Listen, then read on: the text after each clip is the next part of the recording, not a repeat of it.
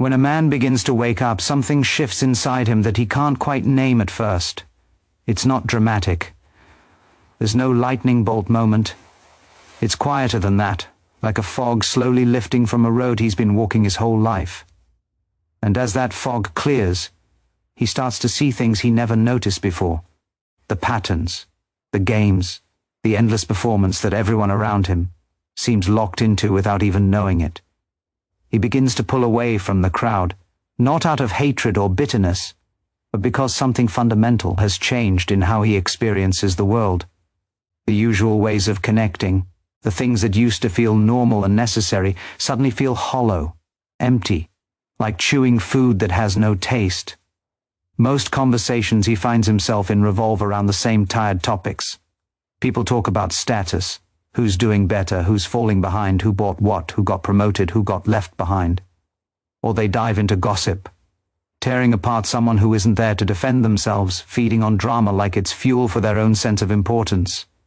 Or they complain endlessly about things they have no intention of changing. The job they hate but won't leave, the relationship that drains them but feels too comfortable to end, the life they're living that doesn't belong to them. And once he starts seeing through all of that, once he recognizes these patterns for what they really are, it becomes almost impossible to engage the way he used to. His mind won't let him. His heart won't let him. Something deeper inside refuses to play along anymore. He's not bitter about it. He doesn't look down on people or judge them harshly. He understands. He was there too, just months or years ago, doing the exact same things, saying the same words, playing the same games. But now he's stopped chasing what they're still chasing. The approval, the validation, the feeling of being seen and valued by others. And that shift, subtle as it might seem, changes everything. He starts to notice the performance in everyday interaction. How much effort goes into being liked. How carefully people choose their words to fit in, to belong, to avoid standing out in the wrong way. He sees the masks people wear, not because they're fake or dishonest in some malicious way, but because they've learned that showing their real face is dangerous. That vulnerability gets punished. That being different means being alone. And without making a big deal about it, without announcing his departure or creating drama, he quietly steps back. People might still wave at him when they pass. They might still offer small talk at the coffee shop or in the hallway at work. But the real connection, the thing that makes relationships feel alive and meaningful, is no longer there. And if he's honest with himself, it was never really there to begin with. It was all surface, all performance, all pretend. He didn't cut ties with anyone. He didn't burn bridges or make enemies. He simply stopped pretending. He stopped acting like things mattered when they didn't. He stopped laughing at jokes that weren't funny. He stopped agreeing with opinions he didn't share just to keep the peace. And when he does that, when he stops feeding the illusion, distance happens all on its own. People drift away without anyone having to say a word. This is the beginning of solitude, and it's not the same as loneliness. Loneliness is a wound, a hunger, a desperate reaching for something outside yourself to fill the emptiness inside. Solitude is different.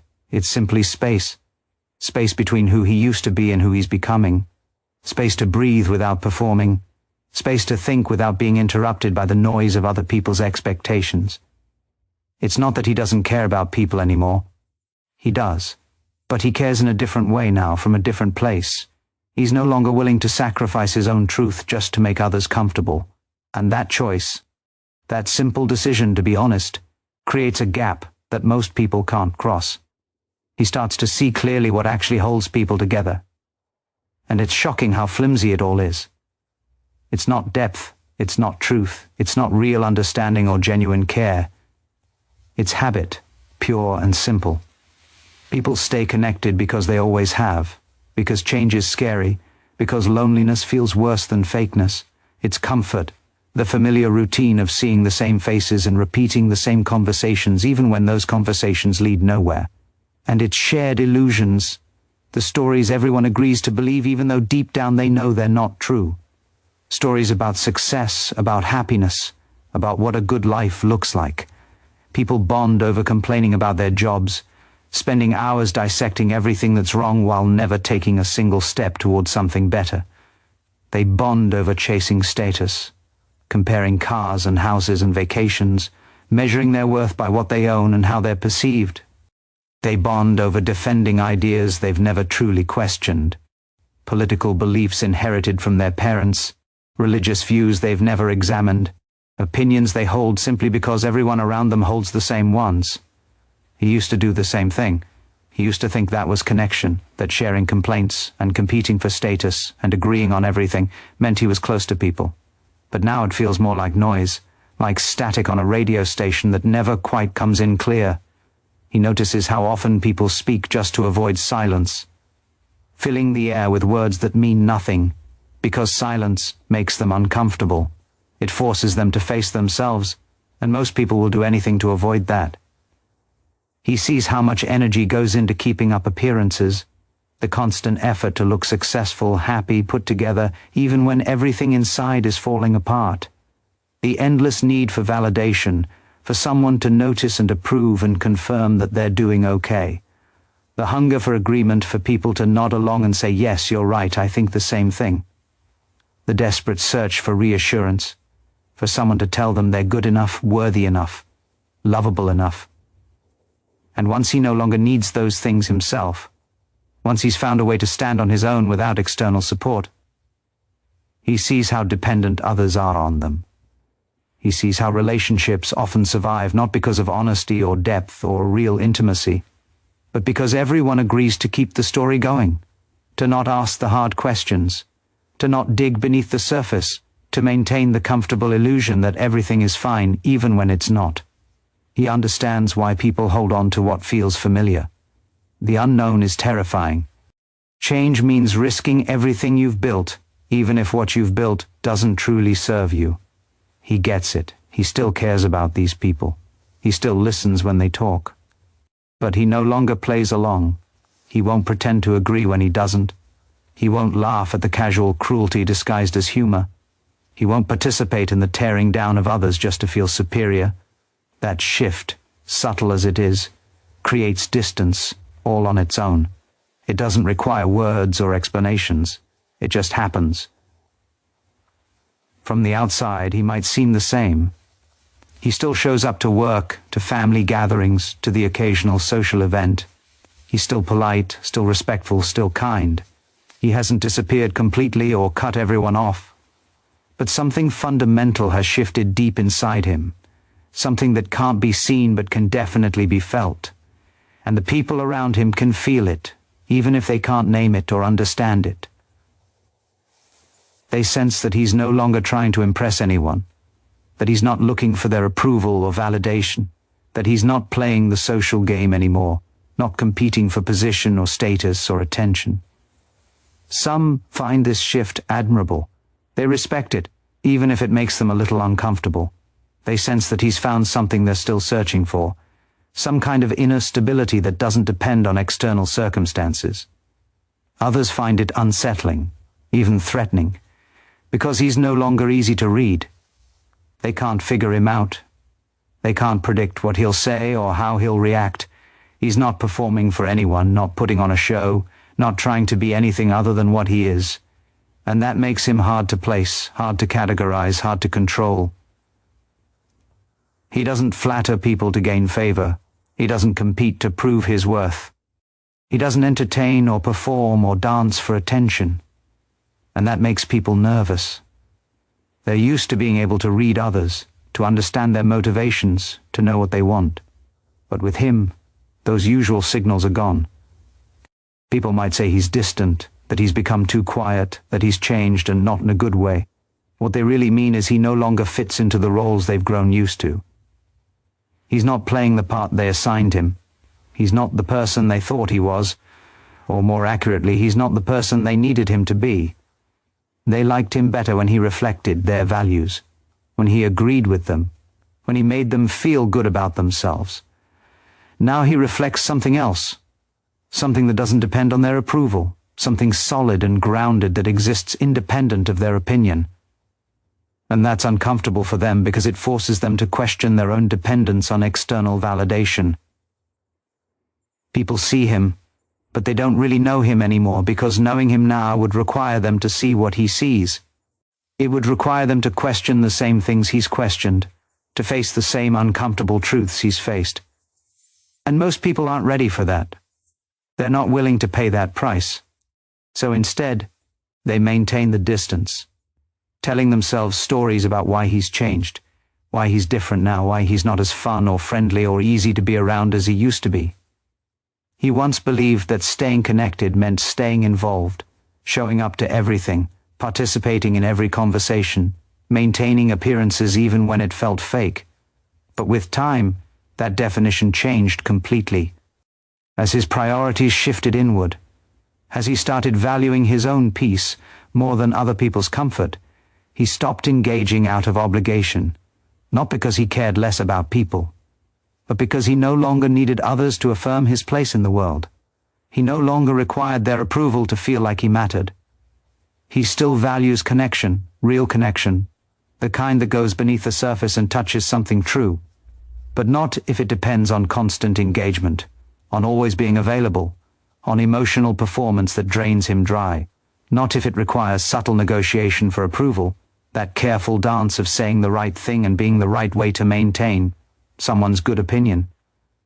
He doesn't withdraw out of resentment or anger. He simply no longer finds value in maintaining relationships built on pretense or expectation. To those accustomed to transactional connection, where every interaction is an exchange of favors or validation or status, his presence can feel distant and cold. But in truth, he's simply not playing the same role anymore. He's stepped off the stage. He no longer speaks just to keep the peace, filling awkward silences with meaningless words. He no longer sees himself through other people's eyes, defining his worth by their reactions and judgments. What emerges in that space is not loneliness but clarity, a calm independence that allows him to remain rooted and stable even when others come and go, even when relationships end and circumstances change. He's become honest, brutally and completely honest, first with himself and then with others. And from that honesty, a deeper kind of freedom begins to take shape. A freedom that doesn't depend on controlling circumstances or managing other people's perceptions. A freedom that comes from within. From the outside, solitude is often misunderstood completely. To most people, being alone signals a lack of something, a lack of friends, of social skills, of purpose, of belonging. They see someone who spends time alone and assume something must be wrong. That person must be sad, lonely, broken, unable to connect with others. But for a man who has begun to see clearly, who has woken up from the trance that most people live in, solitude becomes something else entirely. It becomes a choice, a sanctuary, a place of power rather than weakness. He no longer fills his time with distractions, just to avoid being alone with himself. He doesn't turn on the TV the moment he walks in the door, or scroll mindlessly through his phone to escape the silence.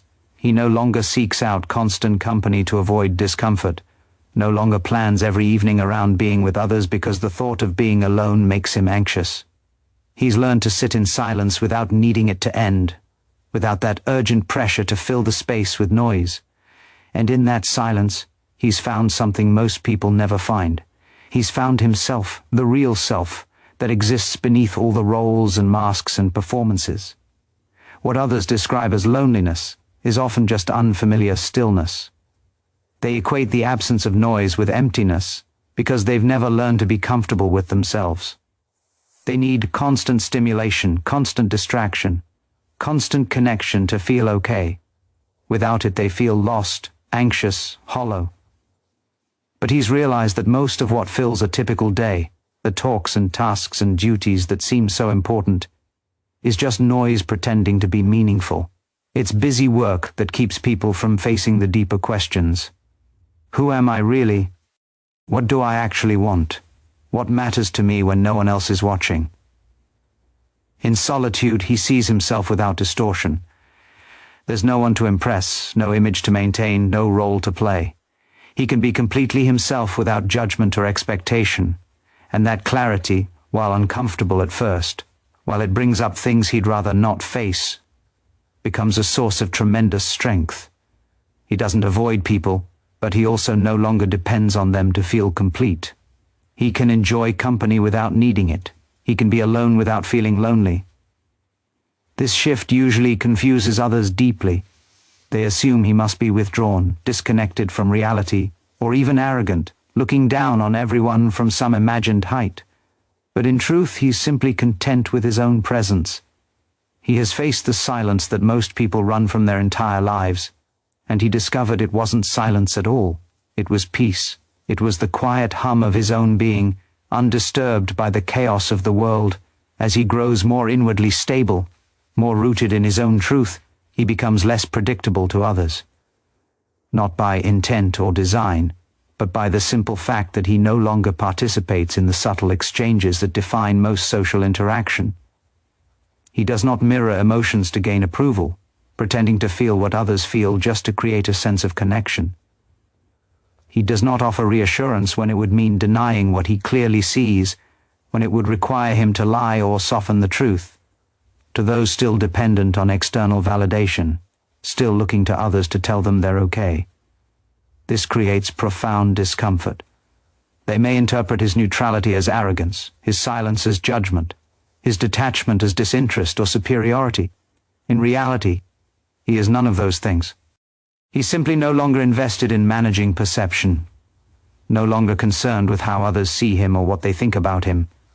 Much of what people call connection is actually performance, a carefully choreographed dance where everyone plays their assigned role. It's a mutual agreement to keep certain illusions intact, to not challenge each other's beliefs or behaviors, to maintain the comfortable fiction that everything is fine. Once he steps outside that arrangement, once he stops playing his part, he disrupts the entire system just by being present. He doesn't argue or provoke or attempt to convert anyone to his view. He doesn't preach or lecture or try to make others see what he sees. But the absence of familiar signals, the approval and flattery and emotional reinforcement that others have come to expect, makes them deeply uneasy. They feel something missing but can't quite identify what it is.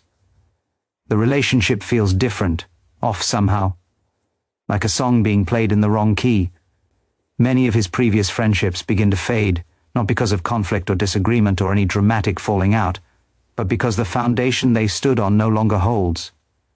When he examines these relationships honestly, he begins to notice how often they were maintained through shared complaints, through bonding over mutual dissatisfaction with life.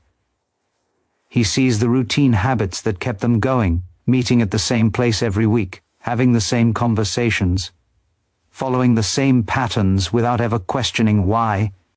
He recognizes the mutual reinforcement of personal narratives, where friends would validate each other's victim stories, or justify each other's bad decisions, or enable each other's destructive behaviors because challenging those things would risk the relationship. Once he no longer participates in those patterns, once he stops feeding the cycle, the connection weakens on its own. There's no dramatic moment, no argument or betrayal. People just slowly drift apart. He no longer feels compelled to offer agreement for the sake of belonging, nodding along to opinions he doesn't share just to maintain harmony. He no longer entertains conversations that avoid substance, that stay safely on the surface where nothing real can be touched. And he has absolutely no interest in maintaining ties that require him to shrink himself, to become smaller or quieter or less honest in order to make others comfortable.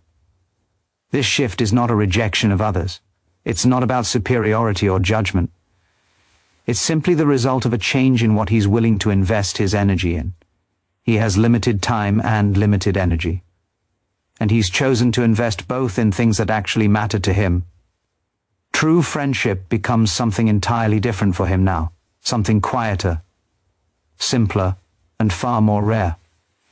It is no longer based on shared illusions or comfortable lies or mutual avoidance of truth. Instead, it's based on mutual recognition, two people who see each other clearly and accept what they see. Two people who don't need each other, who are complete on their own, yet choose to walk alongside one another without expectation or demand. These kinds of connections cannot be manufactured or forced. They emerge naturally if they emerge at all, and only when both individuals have stopped seeking to be completed by the other. when both have found their own center, their own stability, their own truth.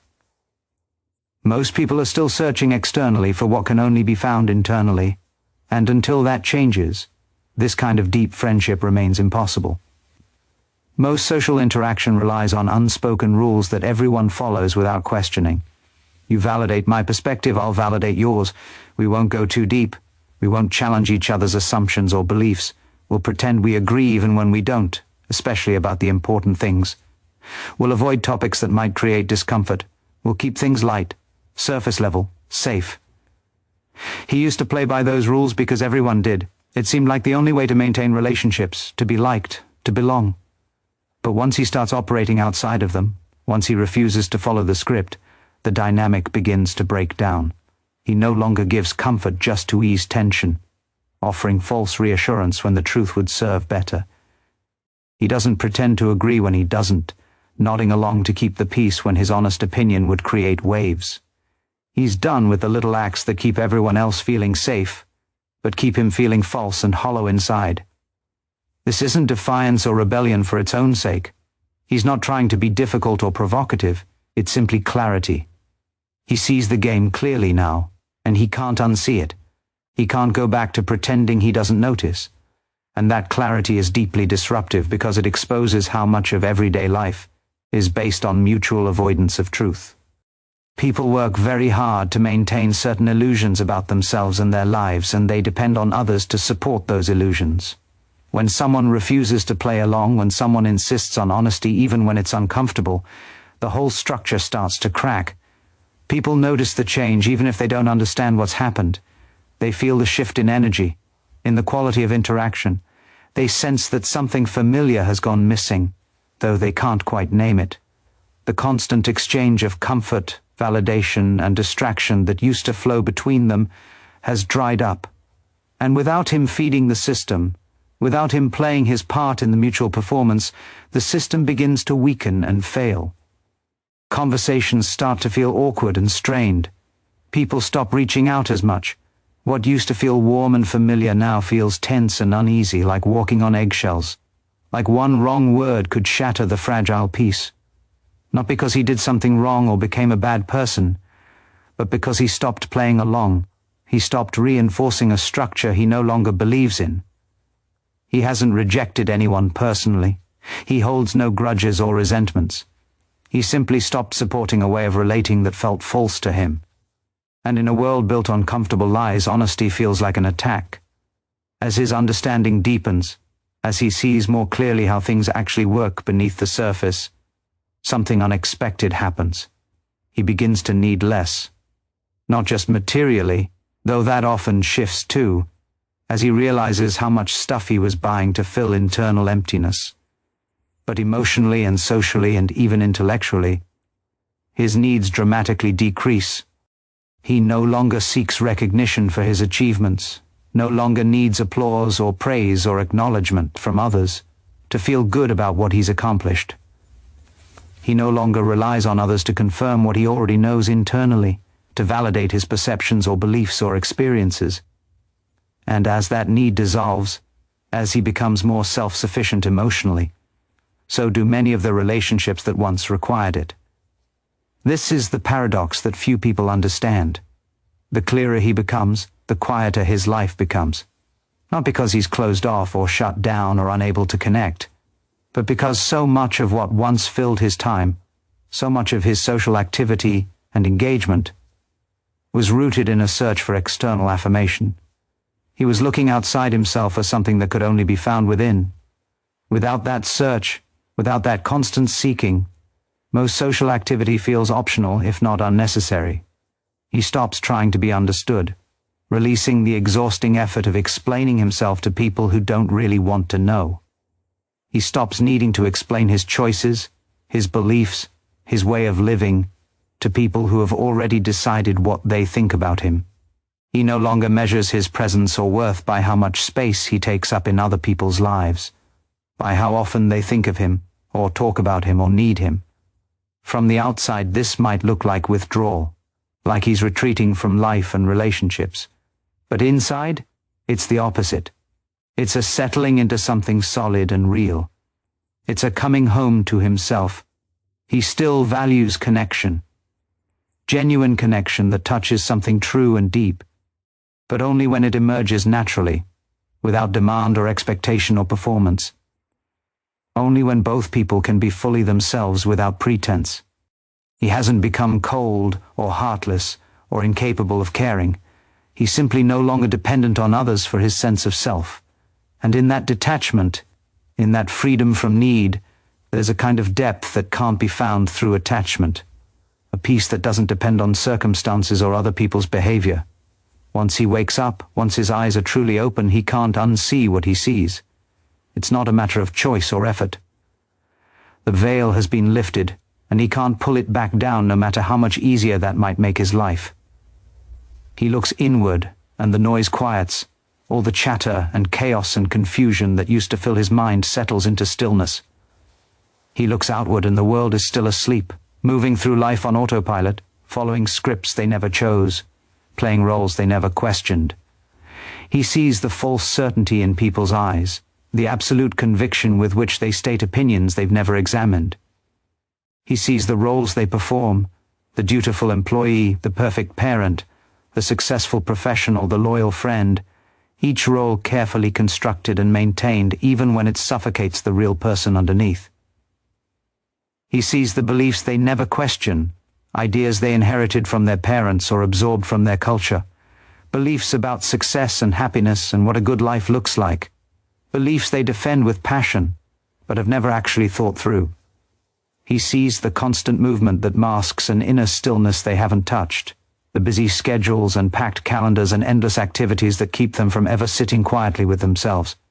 He no longer envies what others call connection, because he understands the cost. It often demands agreement when you disagree, performance when you want to be authentic, conformity when you want to be yourself. And he won't trade truth for the comfort of fitting in.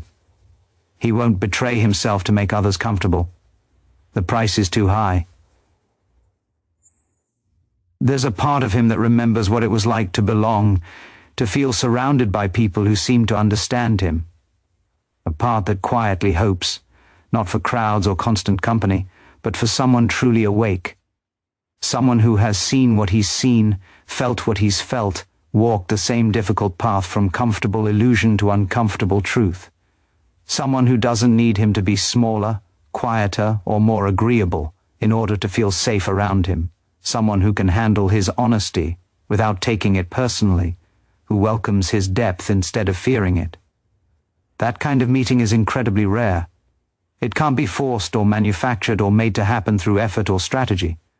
It either happens or it doesn't, in its own time, in its own way. And he would rather wait in silence, alone but at peace, than pretend in conversation, surrounded by people but completely disconnected from his own truth. So he walks alone through a world that doesn't understand his choice, not because he enjoys being apart from everyone, not because he wants to be isolated or special or different, but because in a world still dreaming, still lost in comfortable illusions and convenient lies, authenticity is more valuable than acceptance, truth is more important than belonging, and he's unwilling to sacrifice one for the other, no matter how lonely the path might sometimes feel. At some point along this journey, something shifts again. The solitude stops feeling unusual or strange. It becomes normal, his new baseline, simply the way his life is. Not empty or sad or lacking anything, just quiet, peaceful, real. He no longer interprets distance from others as a problem that needs to be solved, a gap that must be filled, a sign that something is wrong with him. He sees it for what it actually is, the natural result of no longer pretending, of refusing to be anyone other than who he truly is. While others surround themselves with noise and constant distraction, filling every moment with activity and company, he has learned to live in stillness, to be comfortable with silence, to need nothing external to feel complete. While many chase attention desperately, posting every moment of their lives online, seeking validation through likes and comments and shares, he moves through the world without asking to be seen. He no longer needs witnesses to his life for it to feel real or meaningful. People often assume he must feel lonely, as if company, any company at all, is always better than being alone. but they confuse isolation with absence. They think being alone means something is missing. He is not absent. He is not missing anything. He is simply no longer performing. He has come to prefer the space that honesty creates over the closeness that illusion demands. He's learned that you can be surrounded by people and feel completely alone, disconnected from your own truth, wearing a mask that slowly suffocates you. And you can be physically alone yet feel completely whole, connected to something deeper than any surface relationship could provide. This is the final shift, the ultimate realization that changes everything. He doesn't need the world to wake up for him to feel whole. He's not waiting for mass enlightenment or for everyone else to see what he sees. He's found his peace regardless of what others choose. He doesn't need agreement to feel clear about his own truth. Other people's disagreement or misunderstanding doesn't shake his foundation anymore, and he doesn't need validation from anyone to know who he is. He's discovered his own center, his own stability, and it doesn't depend on external circumstances or other people's opinions. He walks alone, yes, that's simply the reality of his life right now. But not as an outsider looking in with resentment or bitterness, not as someone broken or damaged or unable to connect, as a man at peace with the cost of truth, as someone who has counted the price and decided it was worth paying, as someone who would rather be alone and authentic than surrounded and fake.